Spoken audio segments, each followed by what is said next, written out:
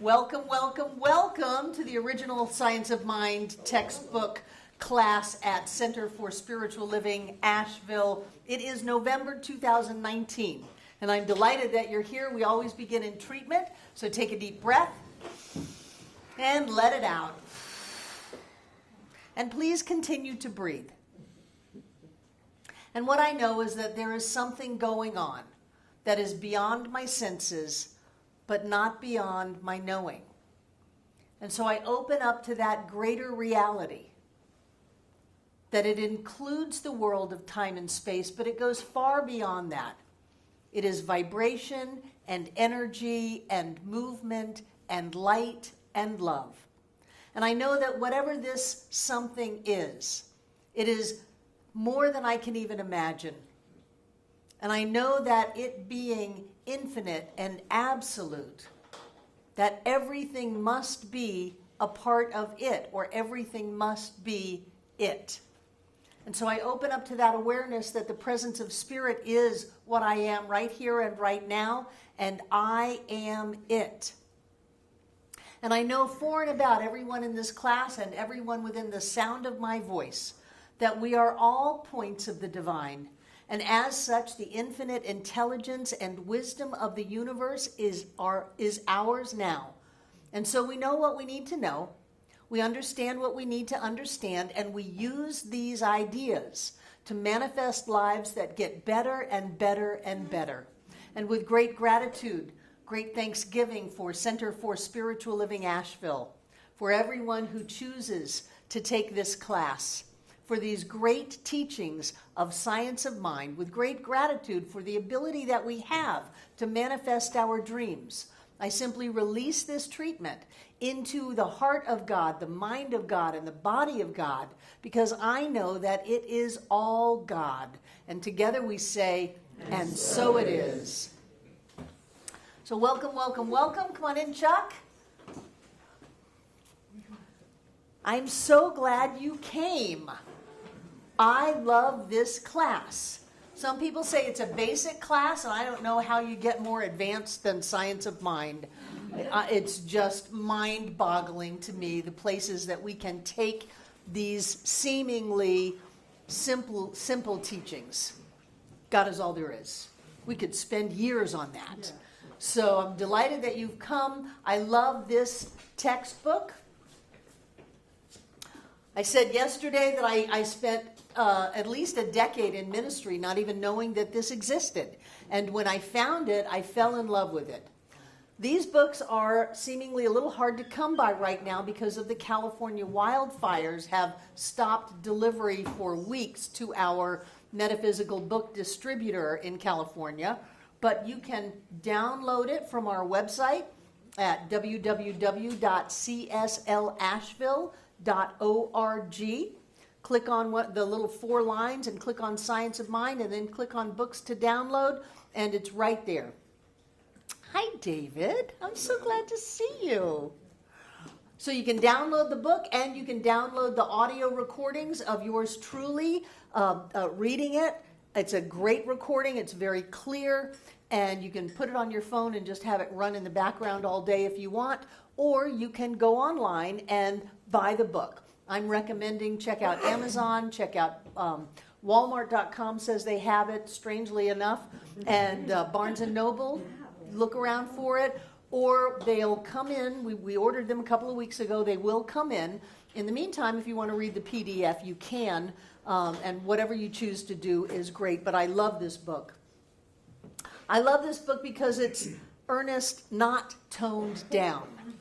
And I love that about him. I'm not sure what it was in our movement that people got paranoid and said that the original textbook was too edgy for, Joe Public. And so they tried to modify it to where they thought people would be more amenable to it. And I think they watered it down. So I love this book. I think it's simple. They give you a lesson. They give you an introduction to the lesson, and then they tell you what the lesson said. So you have 2 condensed versions, one on each end, and then a longer one in the middle, so that you can look at things 3 times. You've got a reading list. Did anybody not get the reading list? Here, pass these down, and Carter, make sure you give one to David, okay? And David Mark over here, and Jane. They're on the sign-in tables, so if we don't have enough of these that I just grabbed, there you can get them on the sign-in table. Come on in, Tiana. The reading list starts with the reading that you need to do for next week, because it wasn't fair to have reading that you needed to do for this week because the class hasn't started yet.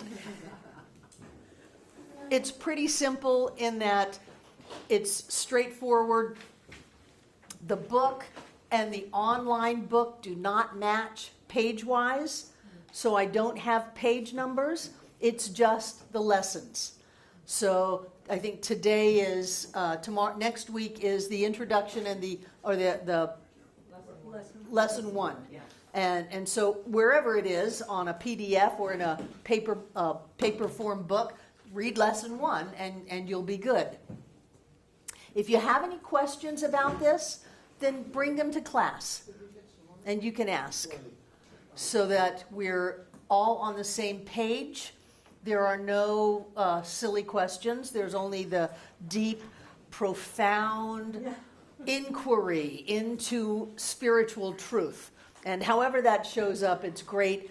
Keep in mind that there's only one mind, so if you have a question, chances are other people have the exact same question, and you're doing the room a favor by bringing it up and asking it. Also, if while I'm talking about things, if you have a question, raise your hand and you can ask it. Those of you who have been in class know I'm pretty tolerant of people helping the conversation along, because the room is what's important, that we are able to really explore the depths of this. Jen? It's more of a comment.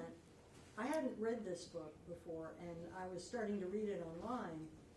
And one of the things that struck me right away was how wonderful it was that he included the symbol and the explanation of all that right away.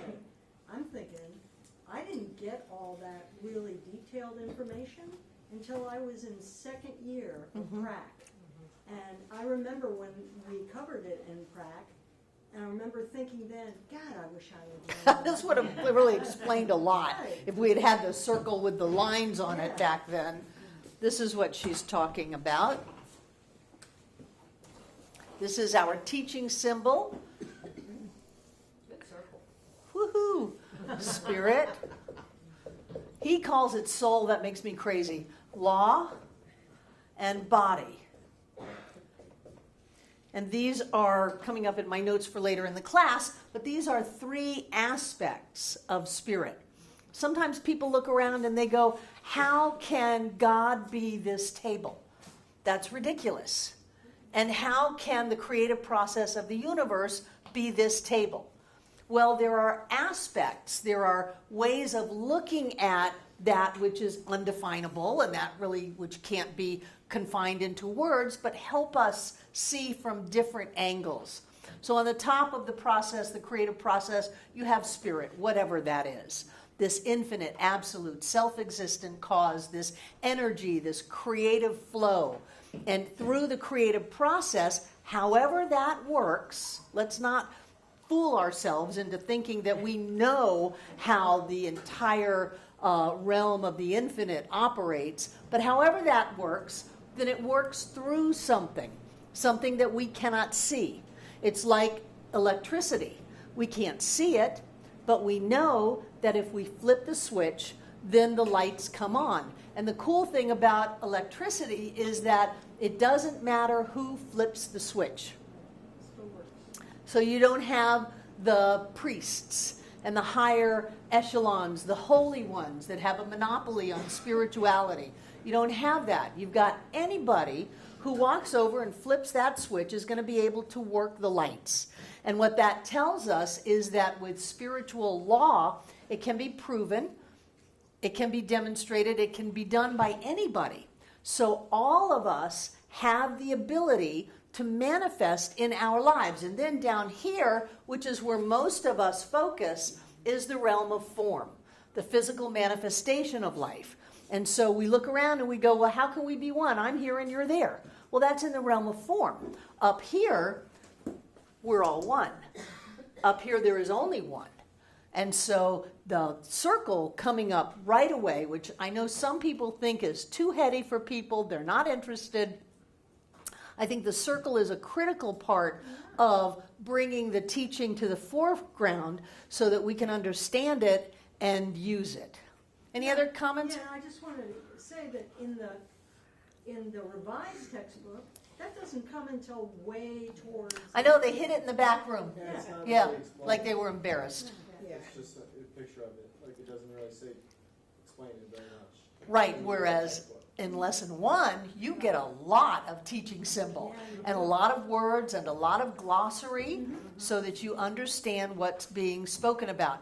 We used to have a practitioner, Francis Leahy, who created a class called How to Use and Understand the Science of Mind textbook. And it was all about the revised textbook. And he started off right away in class 1 going, you've got to read the glossary. Before you read any of the textbook, read the glossary so that you understand what's being discussed. And that's the way he started people off on that. And he had to come up with a class on how to read the revised textbook because it's hard to understand. Because there's been this overriding concern, how can I make this palatable for you? How can I make it so it doesn't bother you? How can I make it so you'll buy the book? Really was what was going on. Instead of, look people, these are the truths throughout the ages. This is what we've come up with and this is how it is. And yes, it's a big book. And yes, there's a lot of information in here. But if you commit to really working this, then you can create anything you want in your life. And I like that. I like that willingness to put it out there. Any other comments? Excellent. I want to read a little bit to you.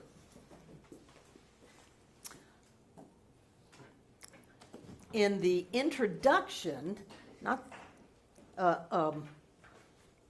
part 1, the evolution of man's thought, not the lessons. But in this part 1, at the very end, he says, and so the lessons which follow are for this purpose, to teach those who believe in the law how to use it. The race is made up of individuals, and the place to begin is with the person who believes in the greater possibility. Each one for himself must work out the law of his own being. It is within the power of every man to completely change his environment and completely heal his body. Whether or not he will do this depends entirely upon his own conviction and his own determination. Nature attends him on the way and is always ready to serve, but he is an individual and nothing will ever be forced upon him. Let anyone follow the law, comply with its nature, and consistently apply himself to right thinking and living, and he will prove to himself that life holds all and more than he has ever imagined. Let anyone follow the law, comply with its nature, and consistently apply himself to right thinking and living. And he will prove to himself that that life holds all and more than he has ever imagined. So those are the 3 things: to follow the law, comply with its nature, and consistently apply ourselves. So by following the law, I think what we do is start to learn about it. By complying with the nature of the law is that we can't flip the light switch on and expect the lights to go off. If we flip the light switch to the on position, the lights are going to come on. And barring some kind of wire shortage, which we don't have in the divine is fully wired, it's okay. So if we comply with the law, which means if we keep our intention, our thoughts, and our focus on what we want to have happen in our lives and not give in to focusing on what we don't want to have happen, then we will be able to demonstrate a life that is beyond our wildest dreams. Some people come here and they say, I don't want to work. I don't want to do anything. I just want you to give me an affirmation, and I'll do the affirmation once, and then I'm going to expect the Publishers Clearinghouse to come knock on my door so that I won't ever have to be bothered with anything again. Complying with the law is, and being in alignment with its nature, is that we have to create within us that which we choose to have on the without. We have to become that which we wish to have. My license tag says be more, because of the part in the textbook that says if you want to have more in your life, you must first be more. And so we become more, we be more, we are more within ourselves, and then we have that demonstrate in our lives. As surely as the light switch will flick the light on and off. And can you imagine somebody 100 years ago who came in here and we flicked the light on? It's like, oh my God, what happened? Where's the candle? Where's the stick, that we're going to rub together? Where's the match that we have to start lighting the little lamps with? We don't have that because we've learned about something greater. And this class is about learning about something greater and then coming into alignment with that and being dedicated, being committed to it, not being airy-fairy, fly-by-night. Well, I tried this once, and I've had people say that I tried science of mind, it didn't work. Well, trying is nothing. But if we allow ourselves to understand it and to be in alignment with principle and then to be committed to focusing our attention, our energy, and to let go of whatever is limiting and holding us back and embrace that greater divine self of ourselves, then our lives are going to show up like that. So I really like the way that he just puts it out there and says, if you do this, this is going to work. And if you don't do it, it's the inferred statement, then don't come crying that it didn't work. People leave the center. I'm not talking about anybody. But people leave the center, and then they'll either come back and say, my life just fell apart, or I'll see these posts on Facebook of the angst and the drama and the trauma of it all. And I'm thinking, I taught you better than that. You chose not to listen to me and not to bring that up in your life. And I want to post, but John keeps saying, do not post those things on Facebook. I want to post that says, you know how to get out of this. You know how not to do that. If you would just get up off your pity party butt and take some action on your behalf, your life would not be this way. He's saying, don't do it, Barbara, don't do it. But that's what I want to do. I want to say, I taught you better than that. So people will say, well, it's just too much work. It's too much effort here. You ask too much. But what's the choice? Yeah. The choice is to be miserable. The choice is to be poor. And I tell you, I have no intention of ever being poor again. I did it, and I did it well. I graduated from that class. The choice is to not have your life work, and we don't want to do that. We want to be able to use the power of mind, the amazing creative power of all of life that moves in and as each of us. I want to say it moves through us because it feels like that, but it is what we are. It's not even moving through us. It is what we are. The infinite power of all of life is what we are.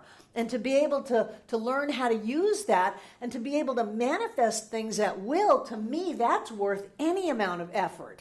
Any amount of effort. If I said, here's a ticket, you can go buy all the joy you want, it's priceless. Here's a ticket, you can have absolute love in your life. Here's a ticket, your body can be amazing. Here's a ticket, you can be healed. What would people pay for that? And so when people decide that they don't want to have the effort involved, I have little tolerance for it. And I'm telling you this right up front because the class has effort. It starts off with teaching symbols and glossaries and things like that, but you don't have homework in that. I gave up giving you out the notebook with the questions and all of that because I found that people would not do it and then they would feel bad and go on a guilt trip about not doing it. Just come to class. You'll pick up what you need to pick up. absolutely sure, but I am asking you to step up in life. Because I know that by stepping up in your thinking, stepping up in your ideas about what is possible, stepping up in how you experience yourself and other people, stepping up in the possibilities of what can be, opens you up to where life shows up in a greater amount. It's like going to the beach, which is where I've been for a couple of weeks. It's like going to the beach and scooping up the ocean in a thimble. Or going to the beach and scooping up the ocean in a cup.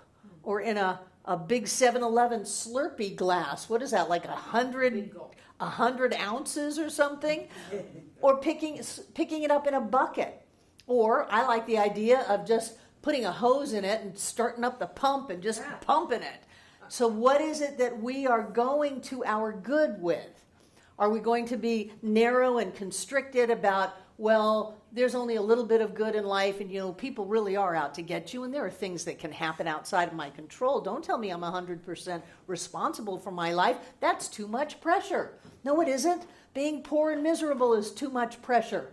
So are we going to constrict and go to the ocean of spirit in this analogy with a thimble, or are we going to go with a bucket? Are we going to go with a 55-gallon drum? Are we going to go with a pump? And what are we willing to do to have that? So as we open up our ability to think, to conceive, to accept in life, then the universe fills it up. Life fills it up because there's no empty spot in the universe. Which brings me to one of my first concepts.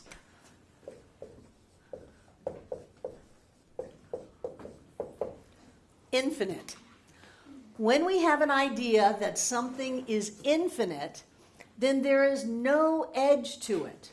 Because if there was an edge to it, it would have to be finite. So the infinite has so much more than I can even conceptualize, because I'm thinking in the realm of time and space, the space-time continuum. So I'm thinking of infinite as like out there with the stars. But no, even this universe is finite. So whatever spirit is, spirit goes beyond the realm of time and space. It goes beyond the realm of thought. It goes beyond anything I can imagine infinite. And there cannot be anything outside of an infinite. Because if you had two infinites, then there would be two conflicting energies. At some point, they would rub up against each other. And if you've ever seen the Mississippi and the Missouri, is that what the two rivers that come together? It is chaos. And they're perfectly cool by themselves until they hit that point where they meet. And then it's whirlpools and crashes and all kinds of maelstrom, I think the word is. So you can't have two of the original one. And so when we're thinking about that, well, how in the world can I not be responsible for my life if my life is coming through me into manifestation, and the more I open up, the greater my life shows up as? How can I say that that's not me, that there's something outside of me, that there's me and that's something, without making two?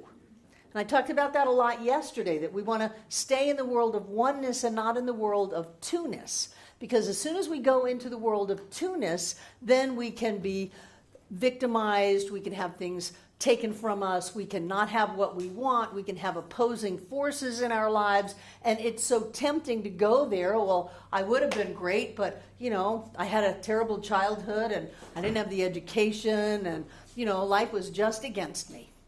No, life cannot be against you. How can life be against itself? The universe can only be for. There can only be a process of continuous evolution, continuous expansion, whether it's, don't tell me that the universe is not expanding and it's shrinking. No, that's on a physical plane. On an infinite plane, there's only expansion, because if you were done expanding, there'd be the edge which had stopped expanding. And then there'd be something on the other side of the edge, which was not the infinite.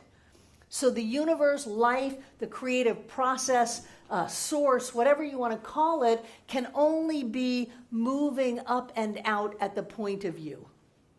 And if we want to close that force down, if we want to go against the entire thrust of creativity in life, we can do that, but it's exhausting. And we do that at the level of here. We never do it here. There is always that part of us that is perfect, whole, and complete. There is always that part of us that knows who we are. And we can deny that. We can pretend it's not true. We can go around and run around like a chicken with their head cut off, and that's a terrible image. We can run around like crazy and try to pretend that we live in a world of duality, that there are forces that we can't control, or we can stop and go back to that part that says, there is something within me that is greater than all of this, and that I can be in alignment with that upward and open and outward thrust of it, and I can allow that to show up in every area of my life. And then our life starts changing. Things happen. The thing that we thought was going to be a problem turns out to be a blessing. The person who left that we thought was going to be a terrible thing, we go, thank you, why did it take me that long? Oh no, those are my husband's, forgive me. So when we open up to that, and when we have the discipline and the commitment to stay in alignment with what we want, so no matter what, we focus on the presence of the divine, we know that we are spiritual beings. It's not a psychological thing. It's not a matter of self-worth. It's not a matter of healing our inner child. I mean, all of that may happen in the process of demonstrating a great life, but we don't start there. We start with the idea that Spirit is expressing in me, as me, is me now. And the only thing that can happen in my life is that which is for me. Things don't happen to us. They happen for us. And the light switch doesn't care if you're going to turn the light off and say, oh, I guess we're not having class tonight, there's no light, or if you're going to turn the light on. If you go and turn the light on to lack and limitation and fear and anger and upset, the law doesn't care. How can you say God doesn't care? Because God doesn't care. God can only say yes. The law can only say yes. And however you want to use it in your personal spiritual evolution into your own realization of divinity is your choice. You haven't read it? No, you. So one of the things that comes up in the beginning of this teaching is the idea that in an infinite, all possibilities must exist. Right? Which means that you have, because Spirit is you as you is in you as you is you now, that you have all possibility. Which means you get to be dumb if you want to. You get to go backwards if you want to. You get to buy into the hypnosis of society that says it's all about out there. It's whether or not the sun is shining or the rain is coming. It's about the real estate market. It's about the economy. It's about politics. It doesn't matter who is in the White House. It matters who is in your house. That is what's important, is who is in your house. So as you look inside of yourself, if you see people from the outside, ideas from the outside that are telling you that you're limited, that you're helpless, it's all hopeless, and that life is a struggle, and that you're going to get sick and then you die. If you live like that, then the law will give you that, and it will give it to you abundantly. We are so powerful that we can take this amazing, infinite, creative process of light and love and turn it into limitation and sickness and poverty and unhappiness. That's how powerful we are. But to do that, we're swimming upstream. To do it, we're going against the flow of all of life as us. And when we can stop that and just open up to it and say, there is something. I may not know what it is consciously, and I may not have a terrific opinion of myself consciously. There is something inside of me that is so beyond that. There's something inside of me that knows that it knows that it knows. It knows that I am the divine. It knows that I am spiritual. It knows that this is all light and love and creative blinking in and out of form. And it knows that I am the one that is in charge of my experience. If you can just let go of the hypnotism of life and focus on the truth of who you are, things start popping. And people go, wow, you're really lucky. You're not lucky. You're open. You're clear. You're allowing yourself to be in alignment with all of this.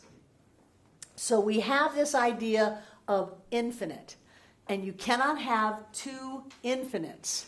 So in the idea of an infinite, then what you are is the infinite. Thomas Troward said, in order for an infinite to exist, it must exist in its totality at every point simultaneously. Holy moly. That means that you're not part of an infinite, and you're not another part of the infinite. If you've done that, you've chopped the infinite up, and you don't have an infinite anymore, at which time and space wouldn't hold together, and this wouldn't be a conversation. But if there is an infinite, then that means that somehow the entirety of all that is at the point of you. And it's at the point of you. It doesn't take away from her that it's at the point of you. It's at the point of you. It's at the point of you. It's at the point of you. It's at the point of everyone. And so when we open up to these new ideas that say, really? The infinite, the absolute is me? Wow, how can I believe that the bank calls the shots on me? How can I believe that I am not rich beyond my wildest dreams? How can I believe that there's not a wisdom and an intelligence within my body that is the infinite at the point of every cell? And so we begin to open to that. And maybe we take time in the morning and just kind of imagine, what is it like to be the infinite? How is that? How does that feel? How does that look? Who am I? It's a very good question to ask yourself. Who am I? And when we start to open up our thinking, then we don't fall into the trap nearly as easily. That all is lost, that this is over, that I can't do anything about it. I've created all of this. How can I not do anything about it? Of course I can. And so we start thinking different thoughts and looking at things differently. We start using bigger words. Wow, this is possible. Wow, I'm completely supported by all of life. Wow, the wisdom of the universe is within me now. Of course I know what to do. I always know what to do. I'm always in my perfect and right place. I'm always doing exactly what I need to be doing. I'm always supported by all of life. Everybody in my life is a manifestation or an individualization of spirit, individualized spirit. I don't want to make it into a noun because a noun implies separation. But everybody in my life is spirit in form as them, God in disguise. And so I start seeing that, and because I start seeing that, and I start thinking that, and I start speaking that, I start getting that. And all of a sudden, people who are a real pain in the butt turn into great people.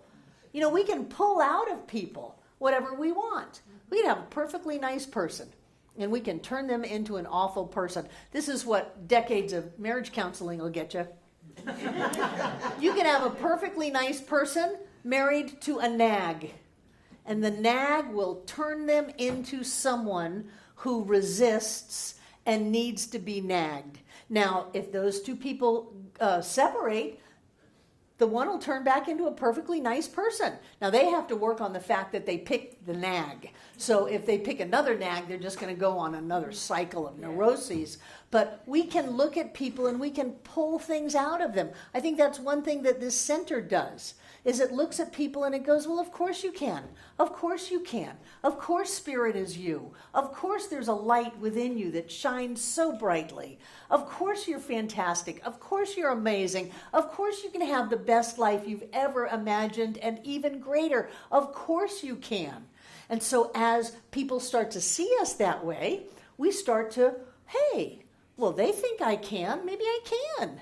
Maybe I can have a new car. Maybe I can pay my bills on time. Maybe I can have a career that I love. Maybe I can feel really good about being alive instead of going into depressions and contemplating suicide. Suicide, a long-term solution to a short-term problem. I often think of people waking up on the other side and going, oh, darn, here we go all over again. But then Abraham says if we knew what was on the other side, we'd all just go jump off a bridge. So I don't know. What do I know? I know that while we're alive, we should live. While we're here, we should be in our utmost joy. We should live the good life. We should experience the blessings of life. And we should lift each other up, because when we lift each other up, we lift ourselves up. And when we lift ourselves up, we lift each other up. And it's a great thing to do. I have not found anything better than science of mind. And you've got EST and the Forum and LifeSpring, and now we've got Joe Dispenza. Nothing against Joe Dispenza, but I think he took a lot of it from Science of Mind. It's like Wayne Dyer just took the Science of Mind books and rewrote them. And he admitted that. Even Joel Osteen is translating Science of Mind into Christianity. Robert Schuller actually took classes in Los Angeles from Bill Hornaday, and there are still people alive today who say they sat in those classes with Robert Schuller. John used to work for Robert Schuller, and he went into Robert Schuller's office one day, and there amongst his holy books was the Science of Mind textbook. It was the revised textbook. So I don't think he knew about the original textbook at the time. But all of that is being used because it works, because it's real, because there really is something to it. Something to this energy that we are, something to our ability to focus it, something to our openness to amazing possibilities and potentials allows those to come through. And this idea of an infinite means that there's no space between us. Wallace Wattles, one of my favorite authors in The Science of Getting Rich, says there is a thinking stuff which in its original state permeates, penetrates, and fills the interspaces of the universe. So whatever this thinking stuff is, this intelligence of spirit, it permeates, penetrates, and fills the spaces between everything. The spaces between the electrons and the neutrons. The spaces between mountains. Big or little, it doesn't matter. The spaces are all filled with the presence of spirit. And Ernest makes an interesting point. He said, if there wasn't an intelligent something between us, then I could speak all I wanted, and you would never hear it. Oh, Judy Lee, yes. Oh. You hit on one of my favorite parts of that book from Wallace Wattles. Yes. But the next part after that was when he talks about how the force that gets the thinking stuff into the physical stuff is gratitude. Yes, well, that's a number of steps down the road. But yes, gratitude. Because when you're grateful for that which you have. That's why gratitude is the fourth step of spiritual mind treatment. Because once you have it, you're grateful for it. And so disciplined thought teaches us to be grateful in advance of holding it in our hand. Because we don't have it, we don't believe it because we see it. We see it because we believe it. And gratitude is the means that we can use to believe that we have already had it. So you get up in the morning and you go, I'm so grateful to be alive. I'm so grateful to be able to breathe. I'm so grateful that the sun is shining, that the rain is coming down, that it's cold and windy, that it's hot and warm, whatever it is. Who cares? I'm so grateful. I'm so grateful that I have this opportunity to have the best day ever. I'm so grateful for coffee. God, I'm grateful for coffee. I love coffee. I mean, there are few legal drugs left, so coffee rocks. I'm grateful for coffee. I'm grateful for John. John, every day since we have been married, has looked at me at some point during the day and said, have I told you today how much I love you? Aw. He's grateful. Oh, yeah, that's why I keep him. I stayed with people who took me for granted, and I learned that lesson. So, have I told you today how much I love you? Flower pot, cat, dog, coffee cup, yard, walk in the woods, car. Boy, you want your car to run well? Be grateful for it and tell it what a great car it is, how it runs great, how I go to where I want to go easily and directly and in harmony with all of the other drivers around me, that I am safe and all is well. I love driving. I love my car. Take charge of your life. Take charge of every area of your life and watch how you bring it into alignment with what it is that you're knowing, because you claim it and you command all of the creative power of life itself at the point of view, not just a little bit of it. If you're only getting a thimble full of the ocean, it's because you only took a thimble with you. Open up to the fact that you've got a 55-gallon drum right here. Put the thimble down and pick up the drum. And that's what learning how to think will do for us. In this idea of an infinite, you have the idea of oneness.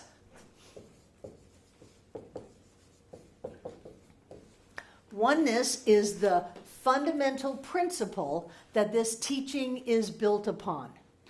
The idea that there is not me and you, that there is only the one.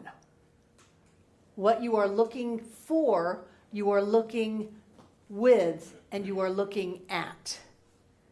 You are what you are looking for. There's a line in the textbook that just kind of boggles me, that the mountain will be to you what you are to the mountain. It's like Emma Curtis Hopkins saying, you don't always get what you're praying for, but you always get what you're praying from. So your life will be to you, the mountain will be to you what you are to your life, what you are to your mountain. So how is your family? How are your relationships? Well, however they are, that's how you are being to that idea of relationship. How's your marriage? How are your kids? How's your dog? That's how you are being to them. And so many times people go, oh, well, I'd be happier or I'd be nicer if they were nicer to me. No, that's backwards. We bring it to our experience and our life. And as we are more understanding, more loving, more joyous, then the people around us magically transform, or they go away, which is really okay. Sometimes people say, what happened to so-and-so? And I say, some people bless us by coming and some by leaving. Because if this isn't what you want, then it's best that you go. I love that. At the beginning of the book, Ernest says we teach these to people who already believe that something is here. They say, well, why don't you go knock on doors like Jehovah's Witnesses? Because we're not trying to change anybody. Everybody's in their perfect and right place doing exactly what they need to do. But there are people who are hungry to know how to bring about this longing that they have, that there's something inside of them that wants to come out. And they come in the doors and they go, I finally heard words to what I have felt, and I've never put it into words. I finally found people that believe what I believe, that there's something else going on than just getting up in the morning and going to a job that you hate to make enough money to pay the rent, to come home, to go to bed, to get up in the morning. That's crazy. That there's joy. there's beauty, there's love, there's abundance, that we have that, and everybody, bar none, has the ability to have that if they are willing to come into alignment with spiritual law, to be committed to taking control of their thinking, their beliefs, their actions, and their words. That there is nothing that we can't demonstrate. You know, we could all be out there, I love this, am I on camera? We could all be out there going, heal, and people would heal. The lame would pick up their bed, the blind would see. I mean, we all have that with us. I was going to say John of God, but he's all kind of out of favor right now. We all have that inside of us. If we can open up to it, it's here. It's right here. And then we've got all this conditioning that says, no, you shouldn't. You're using your outside voice inside. And if you don't watch it, some big hand's going to come out and whack you in the side of your head, or whatever people's parenting skills used to be. You know, we've got all that conditioning that says, no, I can't, I shouldn't, I mustn't, I better not, it's never going to happen. And so we have to go against that. And sometimes that means going against what our friends think we should do.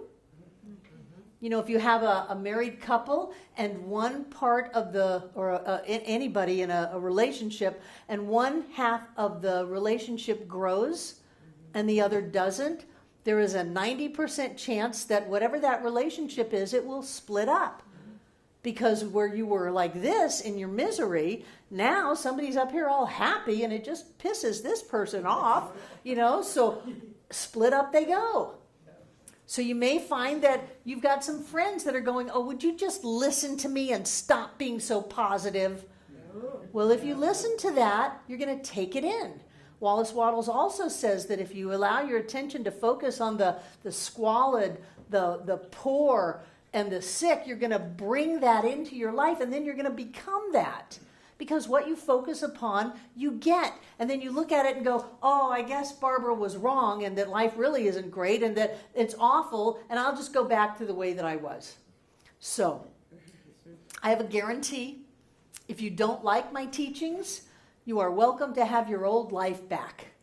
You're welcome to have your old problems back. But if you can commit to this and use it, you can create anything. If you can really open up to the idea that your mind is a center of divine operation, wow, what does that even mean? I am the center of divine operation. And since there's an infinite, all of that has to be present at the point of me.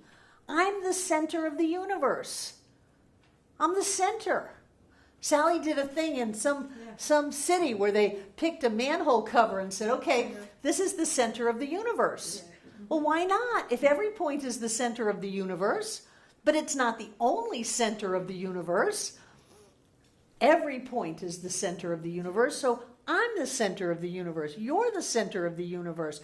As the center of the universe, are you really going to let whatever is happening in your life determine your good? If you are, that's pretty limited and pretty lame. You're the center. You are orchestrating all of creation at the point of view now. You can have it all. If you can come into alignment. I love what Abraham says, which I think is very much science of mind, although I don't know if he's got Ernest there with him. I went to an Abraham Hicks lecture and I kept raising my hand. I wanted to say, do you have Ernest Holmes in there with you? She never would pick me. But so Abraham says that when you become a vibrational match to your good shows up. And Science of Mind says that when you have a mental equivalent of that which you want to have in your life, then it has to manifest in your life, because as within, so without. It starts on the inside, it shows up on the outside. If you want to have more in your life, you must first become more. You must first be more. If you want to have friends and you're this cranky, awful person, and then you complain that people are cranky and awful, well, who did that? You did that. You're the center of the universe. If you want to be open and loving and joy-filled, you're going to have open, loving, joy-filled people and circumstances around you. And because there's only one, everybody is a reflection of me. And I am a reflection of you. Everybody in the room is you. I mean, sometimes it's just a little bit weird, but it's true. I am the only person in my life, and you are the only person in your life. You have peopled your life with other aspects of you, but it's all you. So if somebody's in your life that's not bringing you joy and happiness, don't blame them. Look inside of yourself and see what's going on inside of you and how you have that. That's also called compassion. That when you see something in someone else, if you get all judgmental about it, well, that person should go get a job and not hang up a cardboard sign on the side of the road, an able-bodied person, go to work. How is that inside of me? How is that inside of me that I feel like I need something outside of me to help me just to survive and get by? How many times have I looked at life as so overwhelming and such a big deal that I just can't get up on my own 2 feet and live it the way I want to? I've got that in me. And when I see that in me, then the judgment vanishes because that's another myself. And I go, you've got this. You can do this. You're powerful beyond your wildest dreams. They don't usually like that, but that's what I have to give them, so that's what I give them. You see how that works? Mm-hmm. Great. Look at my notes. I didn't set up a table place here. So one great thing that he talks about in the chapter 1, I guess it is, I called it the introduction, is that mind and your brain are 2 completely different things. Your brain is an organ. You use your brain, fires neurotransmitters, and it is a very organic, growing kind of a thing. But it is simply an organ. It doesn't have any volition of itself. He talks about how when you think a thought, where does it go? It was back in the 40s or 50s when photography was new that IBM took a picture of a thought leaving someone's head. How they did that, I don't know, but you can Google it. It's there. So they took a picture of energy leaving someone's head when they thought a thought. Where does it go? And Ernest says it's got to go somewhere because it comes back as memory. You remembered. What'd you just say? Oh, let me remember. Okay. Well, the thought, you thought it, and then it went somewhere, and then you went to remember it, and you pulled it back. What is that? And so there's this whole other aspect of mind. And that brings us into the realm of the unconscious, the subconscious, the subjective mind, where we've got all these thoughts stored that we have thought for year after year after year after year. And you know where some of your years were. So what kind of thoughts do you think you have packed in there? There may be a requirement to do some cleaning of those subconscious, unconscious, or subjectified thoughts, which then turn into belief systems, and you just automatically believe that that's the way life is. Well, the rich get richer and the poor get poorer. Well, I can't do anything. What am I? At least it stopped that people would come into my office and ask for the pastor. It's like, that would be me. No. There's a man here somewhere. I'm sure there's a man here somewhere.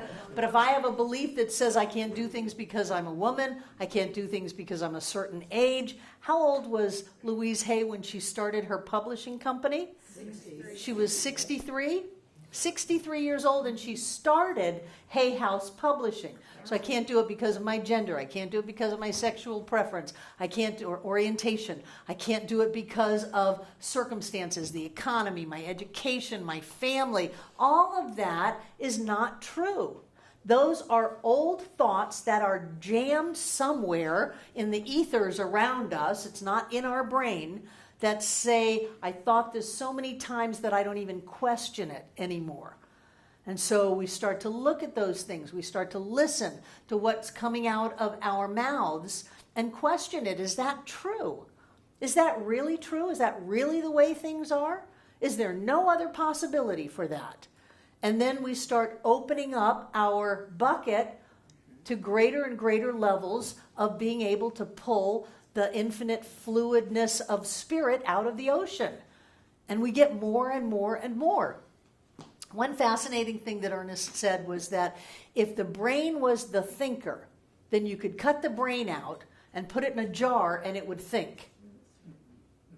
He also goes so far as to say, and stay with me on this one, the body also does not have volition of its own. Otherwise, you could cut your hand off and it would still grasp.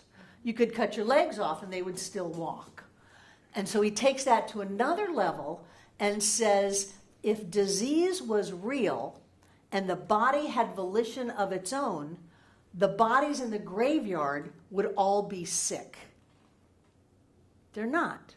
They're dead, but they're not sick. So he says, so this idea that disease is I know, think about that, Carter. This idea that disease is a thing and that the body has a mind of its own is not true. The body is an amazingly wonderful thing, but we are the ones that enliven our body. We are the ones that tell our body what to do. It doesn't have a mind of its own. Mind and brain are two different things. And so we want to get used to this idea that says there's I see it as like an energy field around us that really is the thinker. So who is the thinker behind the thought? Think about that. There is a thinker that is you, that is not the thought that you thought. The thought that you thought is an effect. There is somebody there thinking the thoughts that most people think, oh, well, that's me. I'm thinking this. No, it's not. You are beyond that, or you are above it, or you are before it, however you want to language it. In rational emotive therapy, they talk about every feeling that you ever have, you made a decision to feel it, no matter how quickly you went from event to decision to feeling. It feels like you just felt it like that, but you didn't. You thought about it. You made a decision to go with uncontrollable rage or fear and terror or joy and happiness and love, and today's a happy day and the best day ever. You made a decision to do that, and then you felt the feeling. There is somebody that you are that is not the thoughts that you think. It is not the feelings that you feel. It is not your body. It is something greater than all of that. And for me, that is the promise of this teaching that teaches us how to use that to create our lives. Let's take a break. The edges of the universe are redshifted, which shows the light is moving away. Come on back, Michelle, Jane, David, Mark, and RJ. You know what you need is an empty cup. Welcome. Are we rolling? Welcome back. So what we have here that causes so much confusion is that in the world of form, at the level of the physical, in the part called body of the circle, there is all of these separate things. And so we look at big and little. We look at what looks like good and bad, right and wrong. Down here, we have duality. We have two-ness. Up here, we have oneness. And one of the things that has happened is that a lot of religious thought has taken this part of body and superimposed it onto spirit. So instead of we are being made in the image and likeness of God, we've got God being made in our image and likeness. So we've got a guy, physical form, with a lot of attitude and some unhealed issues. He's got blessings or curses. There's the whole thing of predestination, of tricks and tests and punishment and all of that stuff that is making spirit or God made in our image and likeness and not in the best of us. We've got these ideas of duality, which hang out down here in the world of physical form. It looks like it's me and you. And when we superimpose those onto religion, we've got God and the devil. So we've got these opposing forces that, for me, both of them were out to get me, so what the hell? We've got good and bad. We've got right and wrong. You know, there's not, even Shakespeare said there is no wrong, only thinking makes it so. So it's our subjective interpretation of things that we move into a dualistic framework, and often we do that to disempower ourselves. If we were able to just get all Zen about it, and Buddha said whatever is. But I want to make it something. No, it just is. It just is. And when we look at duality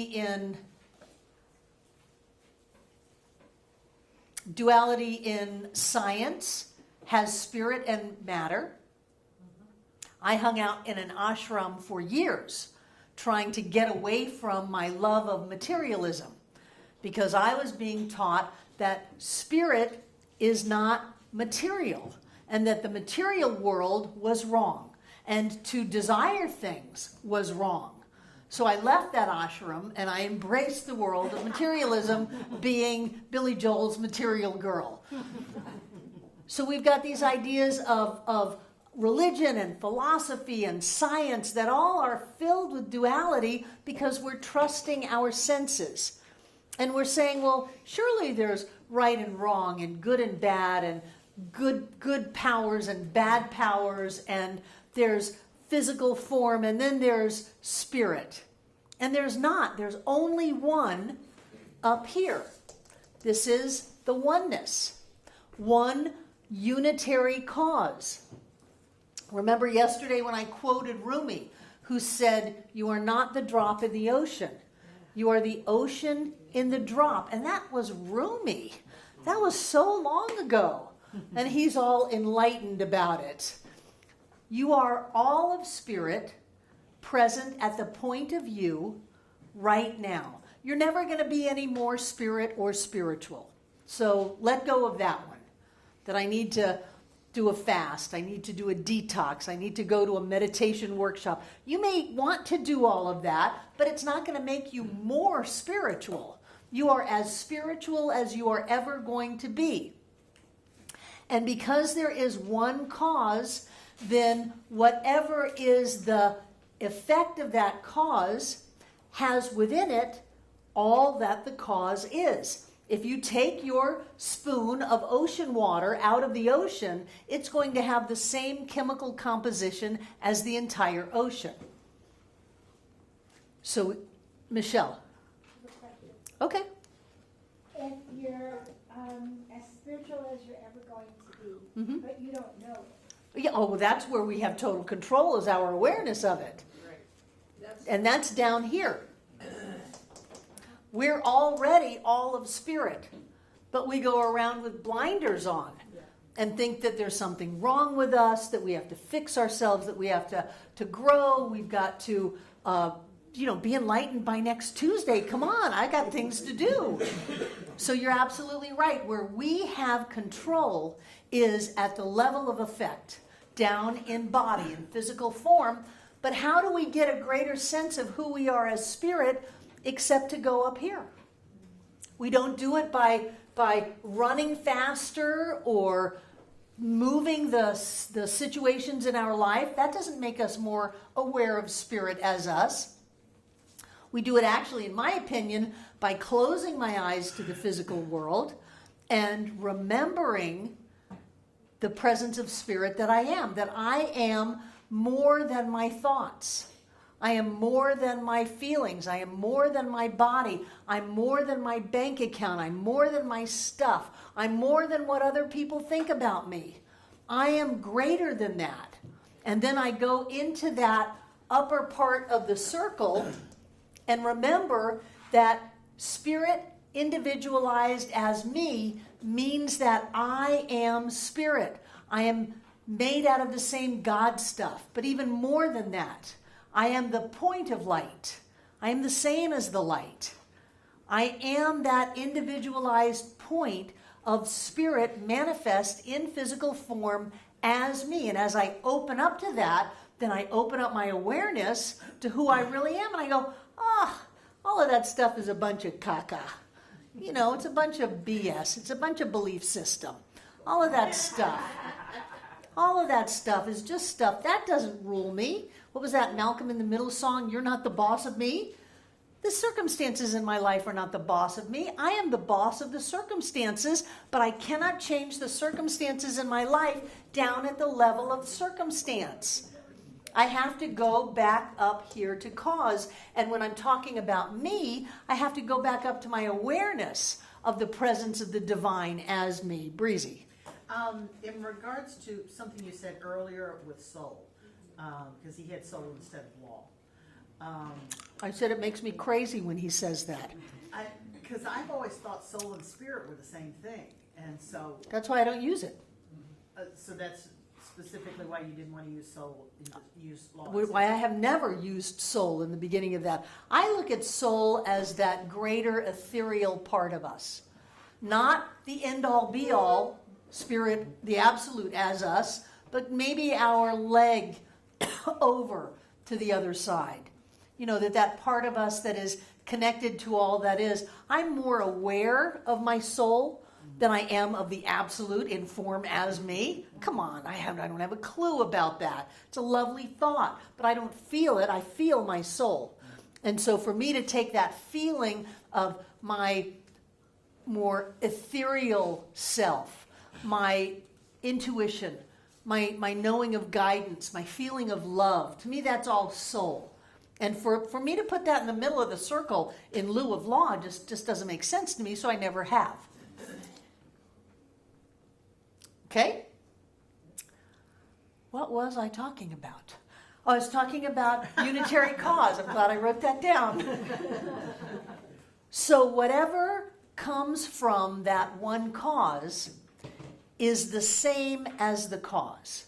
And I'll grant you it doesn't look that way because we're down in body.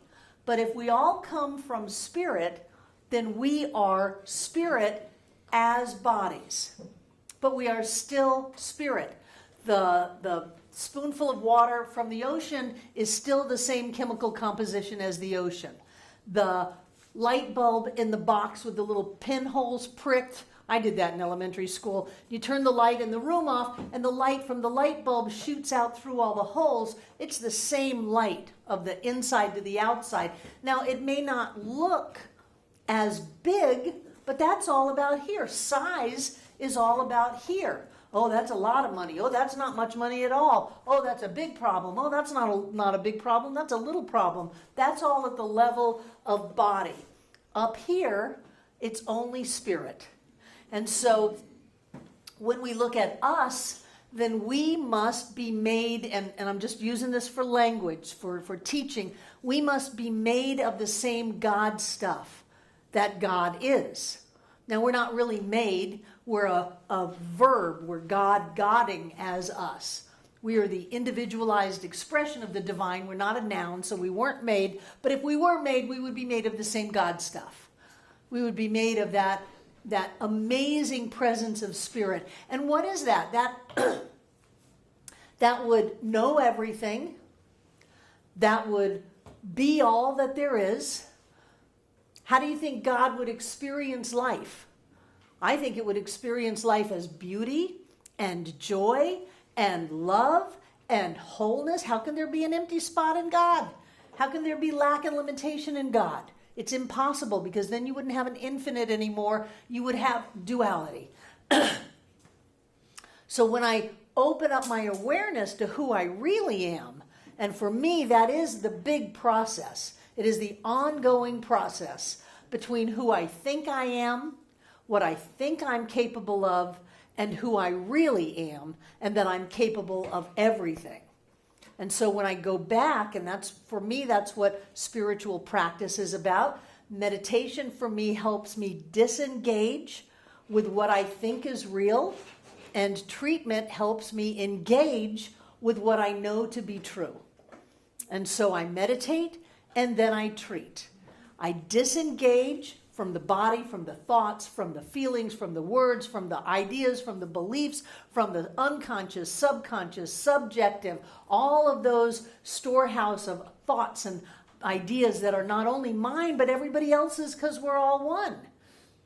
So when I disengage from that, then I'm free to be able to focus my attention, my creative process, the power of all that is as me, and to create what I want. Today is a happy day. I will accept nothing less. If something looks like it's not happy, that's just an illusion. That's the world of form. I know that it is the manifestation or the individualization of the same spirit that I am, and there is only joy. So that has to be a happy thing. I claim it as that. I put happiness into it, and then happiness comes back to me. Today is the best day ever. Well, yesterday was a pretty good day. You sure you can have more than one? Yes, because there is only the eternal now. Every moment is the best moment ever. Every moment is the best. Every day is the best. Every week is the best. Every month is the best. Every year is the best. Every life is the best. This is the best life ever because I put that in it. And so I get that back. Jane. I was thinking of obsession. Okay. Well, that's an interesting sideline. So what's the difference between you're thinking something like that and Oh, be obsessed with joy, Jane. Please be obsessed with joy. Be obsessed with love. Be obsessed with prosperity and beauty. Be obsessed with that. But how about if you're just not? Let's say you're obsessed with fear or you're... Well, you're flicking the light switch, and the light's not going to tell you whether to turn it on or off.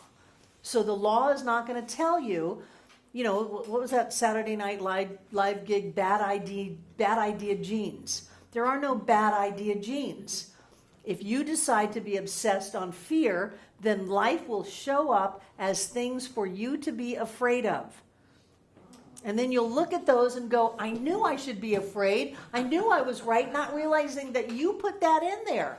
It's not, you don't believe it because you see it because you believe it. So what you obsess on is your choice. Is it really though? Yes, it is, Jane. It really is. You are in control of your thoughts. Okay. Let's say I love happiness, Okay? but I'm fearful. Well, you are choosing to think thoughts of fear. You are not committed and determined to think thoughts of happiness. Sometimes you got to get in your own face and say, I am not going to go there. I refuse to think that. I am going to shout it out. I love happiness. I am going to be happy. I live in a happy world. I'm a happy person. Only happy things happen in my life. Happy, happy, happy. And you just stay with it until you give up, till that fearful part of you gives up. Nobody said this was easy, Jane, but you are always in control of your thought. Is that the truth? That is the truth. But don't we all do that? Yes. Don't we all get hooked, triggered? And when we do that, we fall into the abyss. Everything looks real because it sure looks like there's more than one of us. I mean, look around the room. It looks like there's more than one of us. Looks like I'm here and you're there. And then Barbara says these crazy things that I'm the only one in my life and everybody else is simply a reflection of who I think I am. And that's true for you. Everybody in your life is a reflection of who you think you are. And the truth is that you come from a unitary cause. That's what oneness means.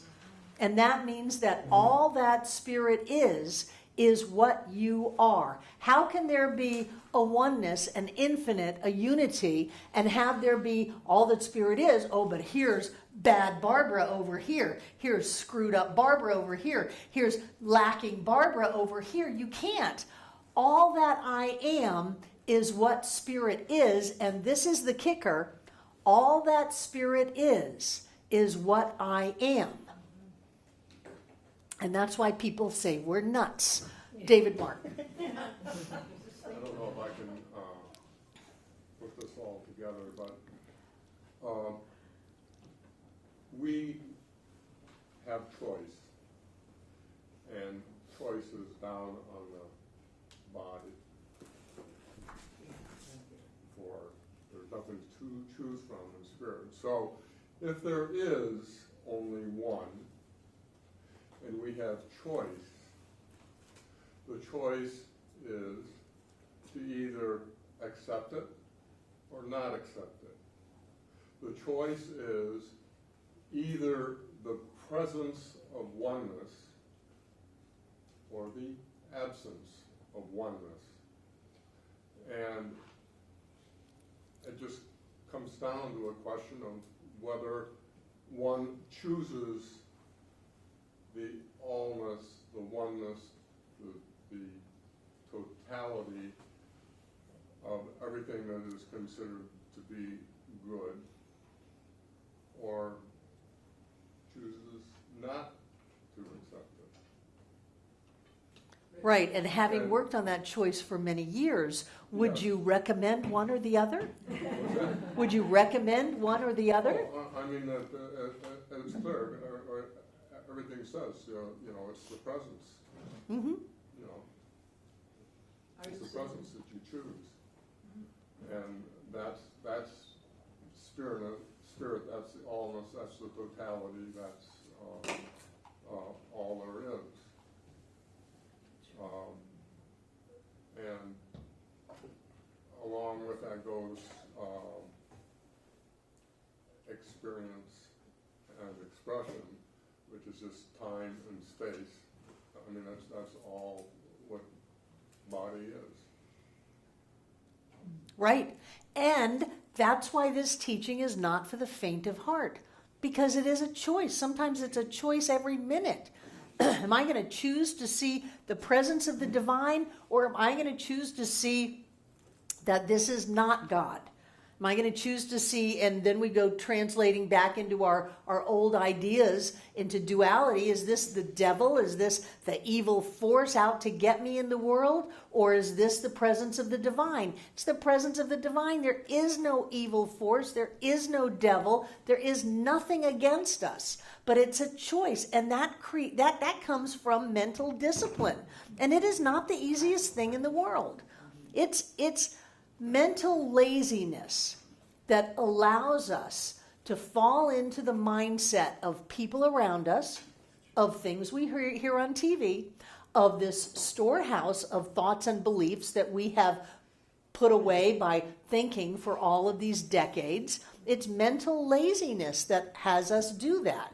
And the price we pay for mental laziness is huge. It's huge because we're not happy. We're miserable. We're afraid. We're angry. We're feeling victimized. We're feeling small. We're feeling helpless and hopeless. It is a huge price we pay rather than realizing that we are at the point of power in our lives and that we can create whatever it is we want if we will but get a hold of our thoughts and put them on what we want. Only good can come from this. Love is all that there is. I am healthy and whole. I am a wonderful person. I don't care what those people are saying about me. I know. And then you fill in the blank. And if you do that, even if you have to do it all day, every day, it is time well spent. And it is just a choice. Practice, practice, practice. That's why if you're around here and you might say something that's less than, yay, someone could say, well, that's your choice. That's your choice. And I know when people say that to me, it just pisses me off because I know they're right. I am choosing to move into fear right now, and that's lazy, and I'm paying way more of a price to do that than if I would just get a hold of myself and focus on how I want things to be, how I know they are up at this level. Because if there is a unitary cause, there's only one cause, then everything that is must contain that unitary cause, the essence of that. And if the unitary cause is spirit, then everything that is, whether it's a plastic table, whether it's a person, whether it's a letter from the bank or the attorney, whatever it is, it has to have that spirit in it. And if we fall out into our old stinking thinking, and we move into our subjective or our unconscious or the, God forbid, the race consciousness, the unconsciousness of everybody, then we're going to fall into duality, and we're going to fall into lack and limitation and suffering and struggling and pain. And it's our choice. We really can just get ourselves out of that and realign ourselves with that higher knowing that spirit is all that there is and everything's working out great. And no, I don't have the answer yet, but that's just my conscious mind. There is a me that knows because it's already past this. It's already into the future. And this has already worked out, and I don't have to sweat it at all. Only good can come from this. There's a blessing in here because I'm putting it in there. And then everything works out. And then you sell your business and your house and you move to Asheville and you get to be a part of this wonderful community. Yay. Yay, yay. Yes, Jane.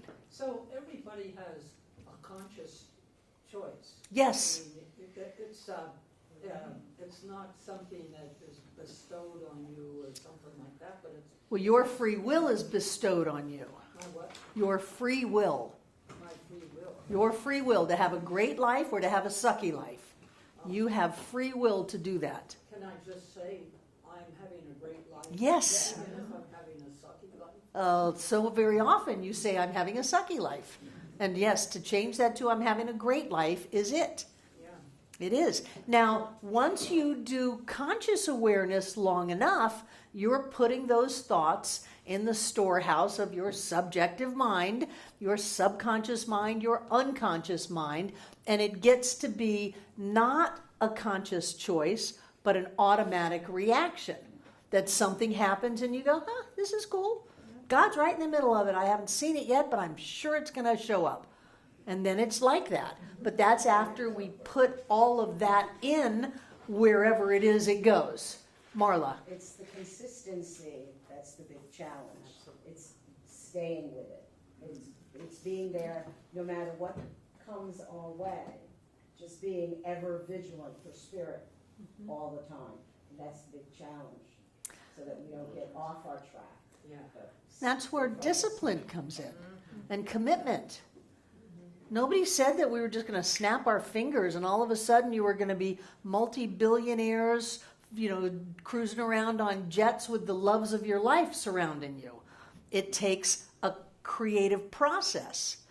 And for most of the people on the planet, we have spent a lifetime or lifetimes investing in a belief in duality. David Mark. I believe Wallace Wattles said that a thought in the formless substance takes the form of the image of the thought. Mm-hmm. So all thought is really just choice. Absolutely. All thought is choice. All manifestation is choice. People just don't know that they're at choice. You are at choice. You are at choice. Thank you. You can choose to think a new thought. Change your thinking, change your life. That is our motto. Change your thinking. Well, how do I change my thinking? You think something different. You're in charge of your thoughts. Your thoughts don't rule you. Well, my mother taught me to think that way. So what? So what? Think a different thought. We walk on fire. How do we do that? That's crazy. And yet, we'll have 100 people walk on fire because we think a different thought. We think a different thought. All of a sudden, instead of things falling apart, they come together. Instead of things dragging us down, they lift us up. Instead of people turning against us, they're helping us out because we are thinking a different thought, and it is all choice, but choice is fueled by internal awareness and discipline. And that's where so many people, in the words of Wallace Wattles, so many metaphysicians meet shipwreck. Because isn't that great languaging? That old turn of the century languaging, I love that. So when we are looking at a situation that we have automatically reacted to in the past and it has not boded well for us, and we think about thinking a new thought, but that's a lot of work. You know, we've had our neurotransmitters, they say what fires together, wires together. So our tendrils of our neurotransmitters actually grow together. And if we're thinking a negative thought, like, oh, all is lost, oh, this is a mess, oh, something terrible is going to happen, they actually grow together. And it's not that easy to think a new thought. That's where conscious mind comes in, and where discipline and commitment and sometimes loud noises come out. And when that happens, they actually pull apart. And that's when people feel lost. That's when I wish people would come in and talk to me so I can say, great, your neurotransmitters have disengaged from negative thinking. Yay! You feel like the bottom has fallen out from under you. You feel like you just don't know what to do anymore, that you're not in control anymore, that things are just loose. Yeah, that's a good thing. And what's happening, the more you stay clear, the more you have new pathways in your brain grow together so that when something goes boo, you go, oh, that's cool. God's in the midst of this. I'm in charge of my life. Only good can come from this. Let's go to lunch. Instead of wailing and gnashing of teeth and calling all your friends and all of that. But there is that time of not really knowing who you are anymore. If I'm not, what is it? Transactional analysis, negative Nancy. If I'm not that, who am I? If I'm not dumb Dora doormat, who am I? Then I don't know that I'm a powerful, creative, spiritual being yet. That's fine. Just keep thinking it. Keep thinking it. That's why I like to watch the waves. I like to watch the sparkles on the waves. I like the thunderstorms. I like the stars in the sky. I like all of those things that I can say, that's me. The sunrise in the morning, that's me. The thunderstorm, the stars, the wind, that's me. There's something inside of me that's bigger than everything I ever thought I was. That's who we really are. Instead of being blinded by this idea of duality that says bad things happen to good people. That's a ridiculous statement. That's a ridiculous statement. We create our experiences. And if we are looking at our experiences as separate from us, then we can say things are happening to us. Remember, nothing is happening to us. Things only happen through us. That's all that's happening through us. This is our demonstration. We're the point of power in our lives. We're the ones at choice in our lives. We are able to manifest our wildest dreams come true. If we are willing to put in the mental discipline, be in alignment with spiritual law, and focus on what we choose and not be turned away, not be distracted, not be seduced by the dark side. Star Wars has a new movie coming out. Not going there, but keeping ourselves along that line that spirit is all that there is. I'm an amazing being. How are you? I am freaking amazing. I am just amazing. Sometimes I think like I've got lightning coming out of my hands. That's who I am. And I tell myself that so that if I forget, I can go back up here and remember. And it is a process, and it is a matter of opening up to the magnificence that we are. That's the journey, because the point of us is all of spirit. It's all that is. All that is. We say, well, the basic premise of this teaching is oneness. The implications of that are mind-boggling. Judy Lee. How do I hold on to that I don't know that you do hold on to it. when I have some physical thing? You go back to it. It's my nagging wife, so to speak. You go back to it. My hand is hurting, and it just keeps, I am one with spirit. I am one with the universe. I am, totally separated from the duality of life. And this hand is over here making me absolutely crazy because it hurts. Talk to the hand. Talk to the. I talk to my body. I tell it how smart it is. how in every cell there's light. There's the wisdom and the intelligence of God itself. Every cell knows what to do. You have healed my whole physical life. Every cut, every blister, every break has always healed. This hand knows how to heal. And I appreciate you, and I love you, and I have faith in you. And I know that you've got this. Instead of trying to get away from it because it's driving you crazy. It's not driving you crazy. Bring it into your heart. Talk to it. Be with it. Every time you've ever gotten hurt in life, you've healed.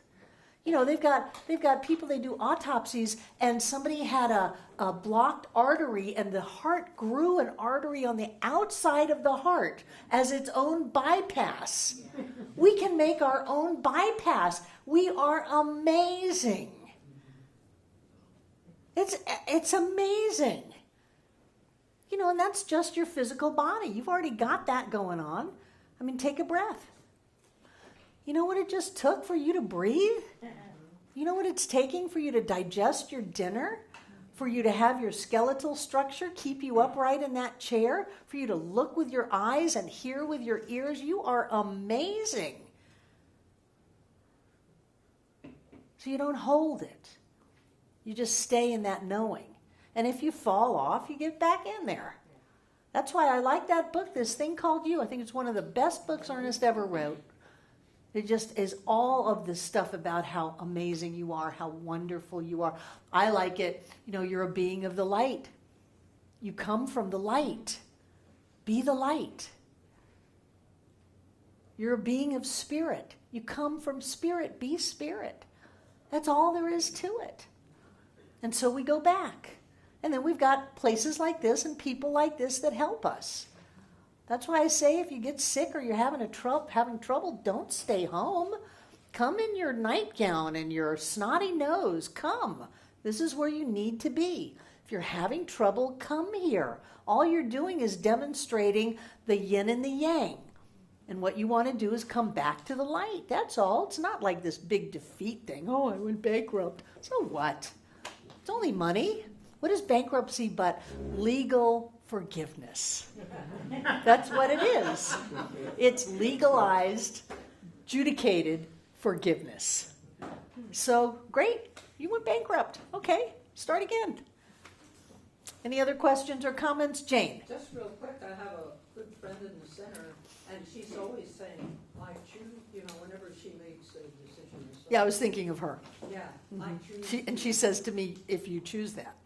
Yeah, or she'll say, I choose to be happy today. Right. I choose to feel good today. Yeah, she's so happy. Yeah, I know. Yeah. She's always very happy. Good, good. Any other questions or comments? You've got your reading assignment for next week, which is class 2. Really? Nothing? You got me for 5 more minutes. Oh, you powerful beings of light, you. Take out what you... Oh, yes, Elizabeth. The ether is an old word that they used to say for energy. And so back at the beginning of the 1900s, they called it the ether. It just means energy. It means spirit. It means the invisible substance of life. And that was a very popular word called ether. It really dates people now if you say ether. Saturate the ether, yeah. David Mark. Actually, science has returned to the concept of ether. Have it? Has it? Except now it's referred to as the grid. The grid. So now quantum physics is calling ether the grid. It is that thing that connects everybody. I like to call it the spider web of light. Yeah. It connects everything. Because every point is here and now, simultaneously, in its totality. It's amazing to me. Like all that is present here and here and here and here and here and here and here, and it didn't cut any of it up. How is that possible? It's not down here. It's only possible up here. Anybody else? Susan. There was a concept that earlier on in my life when I was going through a lot of stuff, and I first encountered, this teaching in different ways. There was a question that I asked myself where it came to choice, what I wanted to think about, how does it serve me? And that really has helped me when it comes to choice. What do I want to choose? And how does it serve me? How does what I'm thinking serve me? And if it doesn't serve me, if it takes me downhill, then I have the choice to not go that way. But what it helped me do was see the question, that there was a possibility to ask that question and to then make a choice rather than acting automatically. Right, how does this thought serve me? Another one is, do you really want to live this thought? Right. Do you really want to see it show up in your life? Everybody in the world, do you really want that? Because you're about to step into that universe. Good for you. Anybody else? Take out what you're going to give.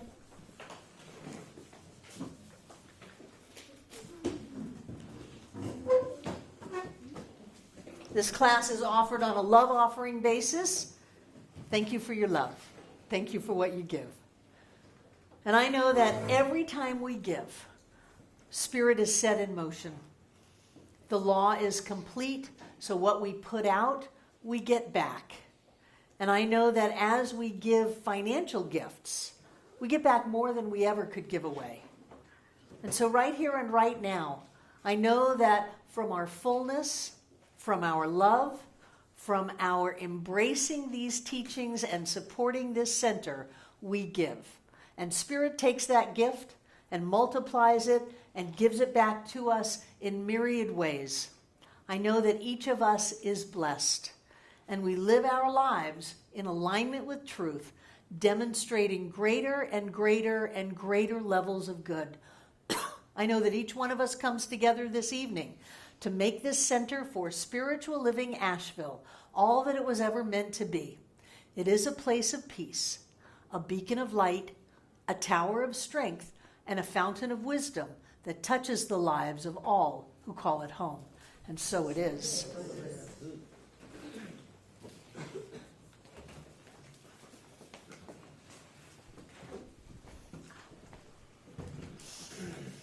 Breathe it in, there's gold dust in the air. The entire universe supports us in our joy, in our love, in our health, in our wholeness, in our prosperity, in our success.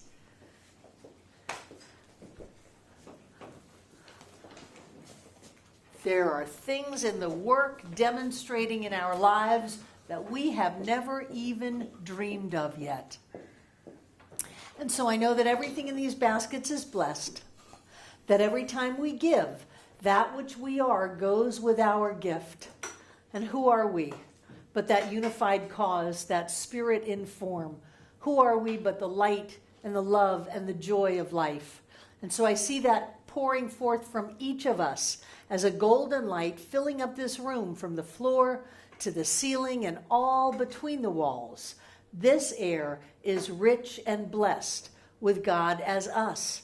And as Spirit moves in our lives, things happen. So right here and right now, each of us is touched. Each of us is blessed. And each of us is healed. And I know that you can't lock that energy up no matter how great the place. And so it goes on around this world to touch and to bless and to heal every being on this planet. Always here and always now, blessing every one of us here tonight, everyone who has ever been here, and everyone yet to come. And so it is. Thank you, everybody. I love you. Thank you. Hi, I'm Barbara Waterhouse. And I'm John Waterhouse. Thank you for watching this message today. Through our website, cslasheville.org, we have over 1,000 messages, classes, and new thought books, all to download at no charge to anyone. Producing this incredibly valuable collection of ideas is really making a difference in the world. It's changing lives everywhere. please go to our website, cslasheville.org, and click the Donate button. You can support this life-changing ministry, and when you do, we'll send you a note of thanks and also put you on our daily prayers. By doing this, you're helping to raise the consciousness of people across the entire globe. We're changing lives together, those lives that are being more prosperous, more healthy, and more joyous. Thank you for being a part of this important work and supporting what we do here at CSL Asheville. Thank you.